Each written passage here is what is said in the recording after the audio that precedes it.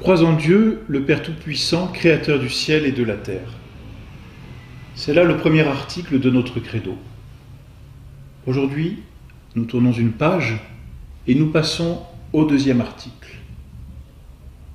Et en Jésus-Christ, son Fils unique, notre Seigneur, qui a été conçu du Saint-Esprit, est né de la Vierge Marie. Voilà la suite de notre credo. Et en Jésus-Christ, son Fils unique, notre Seigneur. Nous l'avons comme annoncé la dernière fois, ou plutôt, Dieu nous l'a promis, ce Sauveur, qui s'appelle Jésus-Christ, notre Seigneur, notre Sauveur. Il est notre Sauveur, il est notre Seigneur, c'est-à-dire qu'il a tout pouvoir sur nous, il nous a rachetés. En nous achetant, il devient notre Maître. C'est pourquoi nous l'appelons notre Seigneur. Notre Seigneur Jésus-Christ. Mais qui est notre Seigneur Jésus-Christ? Notre article du Credo nous dit « Et en Jésus-Christ, notre Sauveur, son Fils unique ». C'est-à-dire que celui qui nous a rachetés, notre Seigneur, notre Maître, est aussi le Fils unique de Dieu. C'est là ce que l'on appelle le mystère de l'incarnation. Le mystère de ce Fils de Dieu, et nous avons vu lorsque nous avons parlé de la Sainte Trinité, de cette deuxième personne de la Sainte Trinité, le Fils, le Verbe, la sagesse, cette parole qui jaillit éternellement de Dieu et qui engendre le Fils unique, ce Fils unique, Dieu, le Fils, est notre Seigneur, Jésus-Christ. Or, notre Seigneur Jésus-Christ, nous le connaissons par les témoignages des apôtres. C'est aussi un homme. Notre Seigneur Jésus-Christ, cet homme qui a vécu dans le temps et a été annoncé comme le Rédempteur, est aussi Dieu, le Fils. C'est ce mystère de l'incarnation. Mystère d'un homme qui est Dieu et homme à la fois. Notre Seigneur Jésus-Christ. Le mystère de l'incarnation se définit très simplement, c'est le mystère du Fils de Dieu fait homme, autrement dit, d'une personne en deux natures. C'est-à-dire de l'union de la nature divine et de la nature humaine dans la personne du Fils.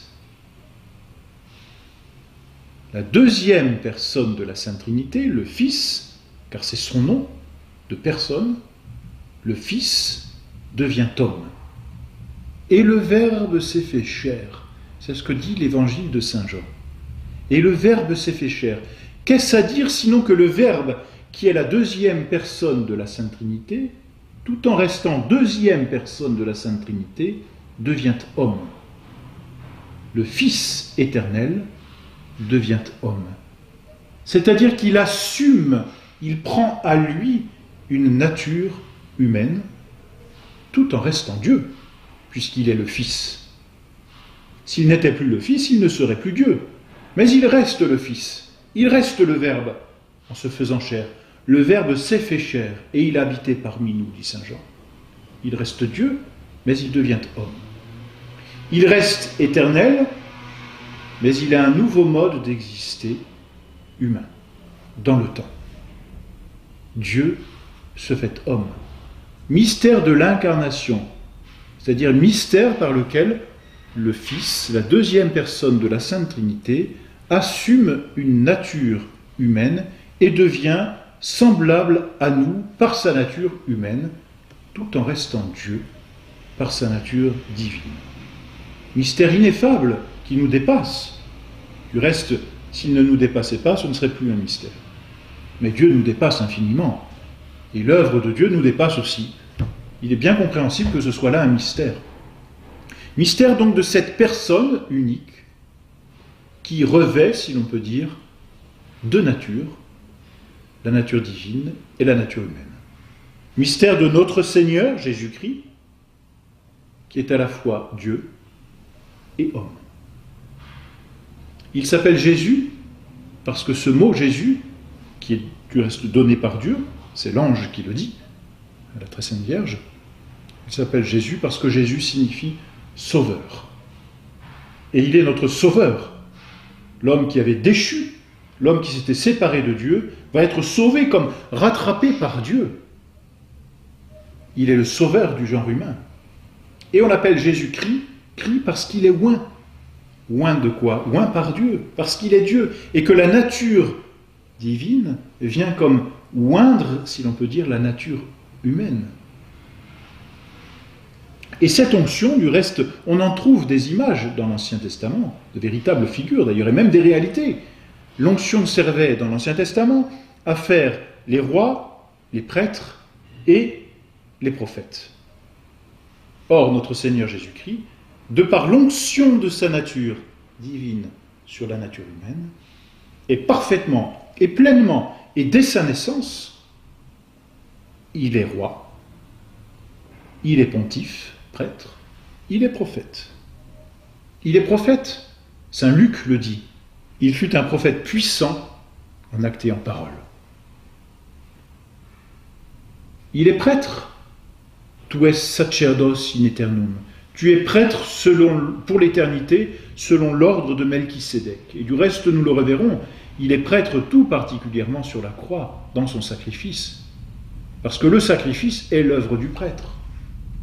Et il est roi. Pilate qui l'interroge, tu es donc roi? Notre Seigneur lui répond, oui, tu le dis, je suis roi. Il est roi de droit, il est prêtre de droit, il est prophète de droit, parce qu'il est Dieu et que sa nature divine est l'onction qui se répand sur la nature humaine. Mais non seulement il est de droit, mais il est par excellence, puisqu'il est Dieu et que c'est sa nature divine qui oint, si l'on peut dire, sa nature humaine. Ainsi donc, il est le roi des rois par excellence.